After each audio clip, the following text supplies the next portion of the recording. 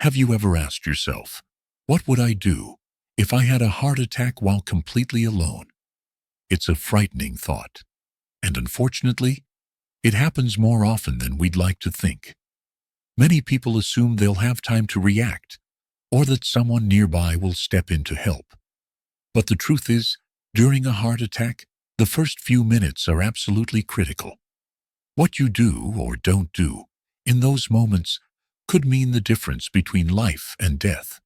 The good news, even if you live alone or spend most of your time by yourself, you can survive a heart attack if you stay calm and act quickly. In this video, we're going to walk you through 7 life-saving actions to take immediately if a heart attack strikes and you're the only one around. These steps are simple, practical, and proven to make a real difference. You don't need medical training. You don't need fancy equipment. You just need to be informed and ready. We'll explain everything step by step: how to recognize the earliest signs, what to do first, how to ease the strain on your heart, and even a few small actions that could buy you just enough time for help to arrive. Stick with us until the very end. The final tips we cover are the ones people most often overlook, but they may be the ones that save your life. So let's begin. Recognizing the earliest warning signs.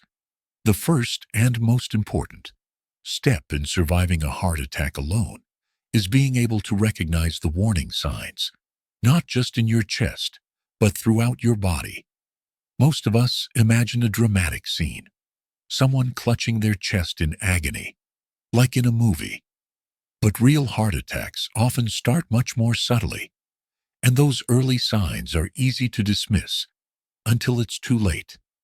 You might feel a heavy, uncomfortable pressure or squeezing sensation in the center of your chest. It could feel like something is pressing down on you, or like your chest is slowly filling with cement. Sometimes the feeling comes and goes, which can make you think it's nothing serious. But if the discomfort lasts more than a few minutes or keeps returning, don't ignore it.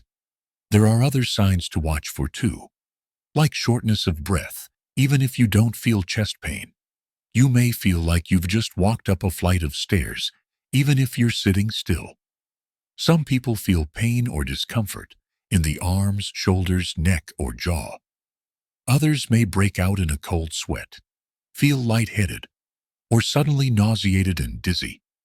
And here's something especially important for older adults and women.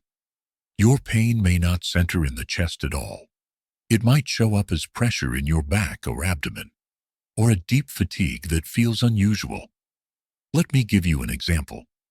Richard, age 74, was sitting at his kitchen table when he felt a tightness near his collarbone, like mild heartburn. Then he realized he couldn't take a full breath, and his palms were sweating. He remembered reading that heart attacks don't always start with pain, so instead of brushing it off, he called for help. That choice may have saved his life. Your body often whispers before it screams.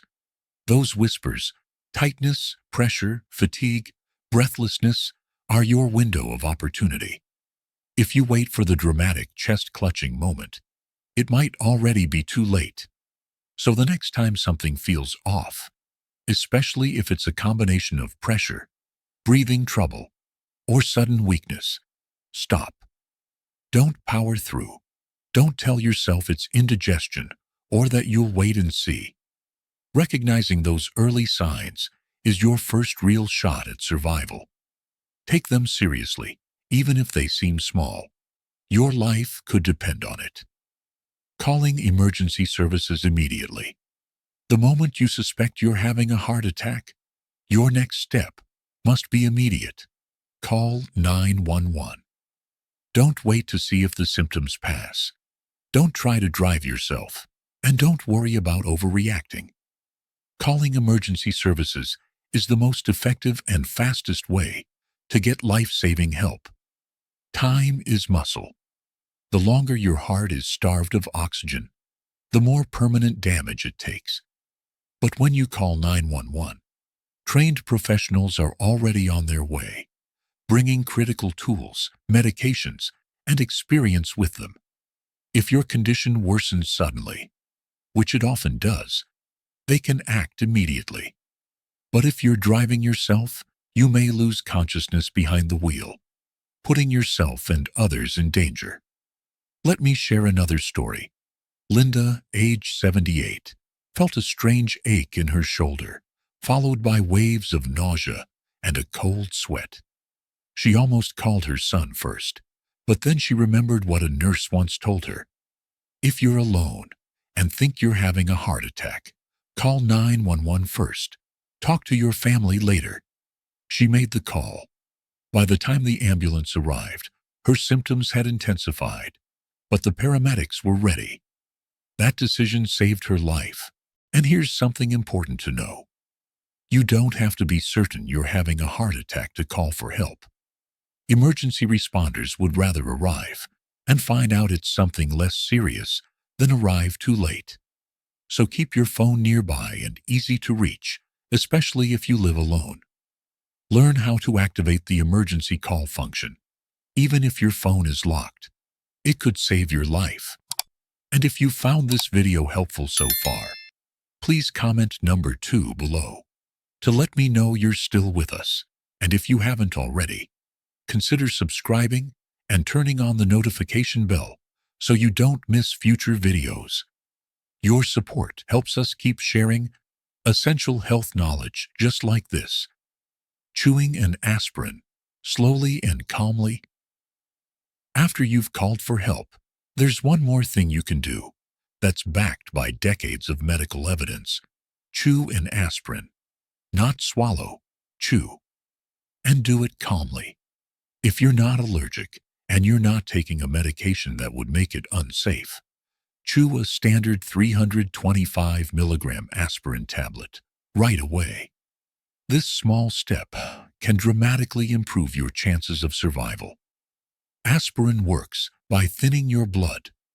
During a heart attack, a clot may be blocking one of your heart's arteries.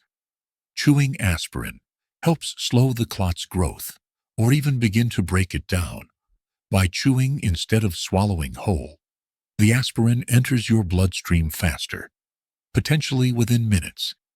If you don't have food in your stomach, it may cause a little discomfort, but in a heart attack, that's a risk worth taking. Avoid coated or delayed release versions if possible. But if that's all you have, chew it anyway. Here's a real example. Joe, age 72, felt chest tightness spreading to his neck. He remembered he had aspirin in the kitchen cabinet. He chewed one tablet and sat down while waiting for the ambulance. Later, his cardiologist told him that quick action likely reduced the damage to his heart muscle. That tiny pill, taken at the right moment, may have changed the outcome completely. If you live alone, make aspirin easy to access. Keep some in your nightstand, your kitchen, even your wallet. Check the expiration date regularly, and let family members know where you keep it. It may seem like a small thing, but chewing aspirin during a heart attack is one of the most powerful tools you have. And it could mean the difference between recovering or not making it to the hospital. Sitting or lying down to protect your heart. After you've called 911 and taken aspirin, your next step is to do something that feels unnatural in a crisis. Nothing. That's right. Sit or lie down and stay still. Avoid any physical activity. Don't try to tidy up, open the door, or get ready for the ambulance, unless absolutely necessary. Every movement increases your heart's workload at a time when it's already fighting to keep blood flowing. If you can, sit in a supportive chair with your back upright and feet flat. Rest your arms and breathe slowly. If you feel dizzy or faint, lie on your side with your head slightly elevated. And whatever you do, don't try to push through the discomfort. Alice, age 81, felt a strange tightness across her chest one morning. Her first instinct? Tidy the kitchen and change into clean clothes before calling for help. But she remembered her doctor's words. If it's your heart, sit down. Everything else can wait. She sat quietly in her recliner and waited for help. That decision likely kept her from going into full cardiac arrest. Doing nothing isn't being passive. It's actively protecting your heart. It keeps your oxygen needs as low as possible and gives your body a fighting chance. So, if the symptoms strike, just stop. Sit or lie in the safest, most comfortable spot you can find and wait for help. You've already taken the right steps. Now let your body focus on just one job: survival. Have you ever thought about what you'd do if a heart attack struck and you were completely alone? It's a scary thought, and unfortunately, it happens more often than we realize. Many people assume they'll have time, or that someone will be there to help. But the truth is, the first few minutes are critical. And what you do or don't do can mean the difference between life and death. The good news: even if you live alone or spend most of your time by yourself, you can survive a heart attack if you act fast and know what to do. In this video, we're going to walk through 7 crucial things you must do the moment a heart attack begins, and you're the only one around. These steps are simple, practical, and potentially life-saving. You don't need medical training. You don't need fancy equipment. You just need to be prepared and stay calm. We'll break it down, step by step. How to recognize the signs, what to take immediately, how to keep your heart from working too hard, and even small actions that can buy you just enough time to get the help you need. Stay with us until the end, because the last few steps are the ones most people forget, but they could be the very things that save your life. Let's get started. Number 1. Recognize the earliest warning signs. The most important first step in surviving a heart attack alone is knowing what it actually feels like, not just in your chest, but throughout your body. Most people expect a dramatic, crushing chest pain, like in the movies, but real heart attacks often begin with much subtler signs. And those whispers are easy to ignore until it's too late. You might feel a deep, uncomfortable pressure in the center of your chest, a squeezing or tightening sensation, a feeling like your chest is slowly filling with cement. It may come and go, making you think it's not serious, but if it lasts more than a few minutes or keeps coming back, don't ignore it. Other early signs include shortness of breath, even if you're sitting still, pain in your arm, shoulder, neck, jaw, or back, lightheadedness, cold sweat, nausea, or dizziness. And for older adults, especially women, the pain might not be in the chest at all. It might feel like pressure in your back or stomach. Take Richard, 74. He felt a strange tightness under his collarbone, almost like heartburn. But then he couldn't take a deep breath, and his hands began to sweat. He remembered reading that not all heart attacks start with pain, so he took action. That choice may have saved his life. The body whispers before it screams. And when it comes to heart attacks, those whispers are your chance. If you wait for the dramatic, chest-clutching moment, you may already be too late. Number 2. Call emergency services immediately. The moment you suspect a heart attack, call 911. Immediately. Do not wait to see if the symptoms pass. Do not try to drive yourself, and do not worry about overreacting. Every second matters. The longer your heart is deprived of oxygen, the greater the damage, and only trained professionals can give you the care you need on the way to the hospital.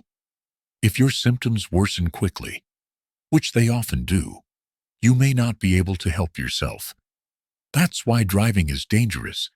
You could pass out behind the wheel or lose precious time. Let the professionals come to you. Take Linda, 78. She felt an ache in her left shoulder, followed by nausea and cold sweat. She thought about calling her son, but remembered a nurse once told her, "If you're alone and think it might be your heart, call 911 first. Talk to your family later." She made the call. By the time paramedics arrived, her symptoms had worsened, but they were ready. That call saved her life. If your phone is locked, know where the emergency call feature is. Keep your phone within reach at all times, especially if you live alone. Number 3. Chew an aspirin, slowly and calmly. Once help is on the way, chew an aspirin, not swallow. Chew. If you have a regular 325 milligram aspirin and are not allergic, this one step can increase your chance of survival. Aspirin works by thinning the blood, helping slow or prevent the growth of the clot that's blocking your artery. Chewing it gets it into your bloodstream faster. This buys valuable minutes and in some cases can partially restore blood flow before help arrives. Joe, 72, felt chest tightness spreading to his neck. He chewed an aspirin from his kitchen drawer. Later, his doctor said, "That little pill likely reduced the damage to your heart." Keep aspirin somewhere easy to access, in a nightstand, wallet, or kitchen drawer. Make sure it hasn't expired. This simple act is practiced by emergency responders worldwide. Because it works. Number 4. Sit or lie down. Immediately next, stop moving. Sit or lie down in the most comfortable, stable position you can. Don't pace. Don't tidy up. Don't try to tough it out. Physical effort increases the demand on your heart, which is already in crisis. If possible, sit upright with your back supported and feet flat. If you're lightheaded, lie down on your side with your head slightly elevated. Doing nothing is doing something. You're conserving oxygen and keeping your heart stable. Alice, 81, felt pressure in her chest and instinctively wanted to clean the kitchen. But she remembered her doctor's words, "If you think it's your heart, sit down. Everything else can wait." That stillness may have prevented cardiac arrest. If your chair doesn't have armrests, support your spine. Keep your breathing open and steady. Number 5. Unlock your door. If you can safely reach it, unlock your front door. It seems small, but it can save precious time. Paramedics can break in, but it delays care, adds stress, and can even startle or injure you. Paul, 76, unlocked his condo door after calling 911. The paramedics reached him 30 seconds faster, and that made all the difference. If you live alone, consider, is your address clearly visible? Do you have a spare key a neighbor can access? Could a smart lock or medical lockbox help? If walking feels too risky, don't do it. But if you're close and steady, unlocking your door could buy you critical time. Number 6. Use your phone's speaker and medical ID. Your phone is more than a communication device. It's a lifeline. Switch to speakerphone so you can keep your hands free and focus on staying calm. This also lets dispatchers hear your breathing, tone, and surroundings, even if you become too weak to speak. And don't forget your phone's medical ID feature. On iPhones, it's accessible from the lock screen. Android phones have a similar function. It can show your name, allergies, medications, conditions, and emergency contacts. If you pass out before help arrives, this can guide life-saving decisions. Susan, 79, blacked out before paramedics arrived, but her phone revealed she was diabetic and allergic to penicillin, and it let responders call her daughter. Set up your medical ID today. It takes 5 minutes and lasts a lifetime. Number 7. Slow your breath to steady your heart. When panic sets in, your heart rate climbs, and that can make things worse. Your final tool is simple: your breath. Breathe in slowly through your nose for 4 seconds. Hold it for a moment. Exhale gently through your mouth for 6 seconds. Repeat. This reduces stress on your heart and helps prevent dangerous arrhythmias triggered by anxiety. Frank, 83, remembered a breathing exercise his doctor taught him. He focused on his breath and stayed still. Paramedics arrived to find him stable, not in full cardiac arrest. Practice this breathing regularly. It's a tool your body will reach for when it matters most. Final thoughts. Surviving a heart attack alone isn't about luck. It's about preparation, awareness, and calm action. Let's review. Recognize the warning signs. Call for help immediately. Chew an aspirin. Sit or lie down. Unlock the door. Use your phone's tool. Slow your breathing. Each step buys you a little more time. Each one gives you a little more control. Even when you're alone, you are not powerless. Now, we'd love to hear from you. What step stood out to you most today? Is there one you hadn't thought of before? Leave a comment below with what you learned and how you plan to apply it in your life. If this video helped you, please like, subscribe, and share it. Your support helps us keep creating content to inform and inspire. Thank you for watching. We'll see you in the next video. And until then, stay safe, stay prepared, and stay strong.